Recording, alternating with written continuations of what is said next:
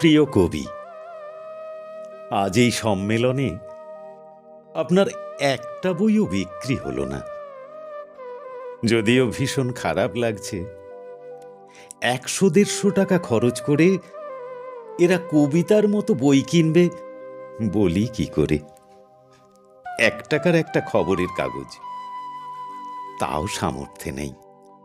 জানতে পারবে ওদের মিল খুলল কিনা। বরং ওতে 50 গ্রাম মুড়ি হবে। আমার যে বন্ধু সম্মানের আশায় দৌড়চ্ছে, একবার কফি হাউস, একবার কবি বাড়ি, একবারও সময় হয়নি দেখার পাশের বাড়ির দুধের বাচ্চাটা কেন দিন দিন নেতিয়ে যাচ্ছে।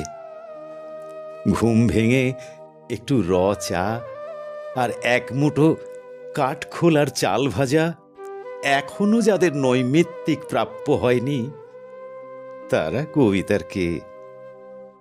ওরা জানে না কোনটা অধিকার, কোনটা শাসন, আর কোনটা অত্যাচার।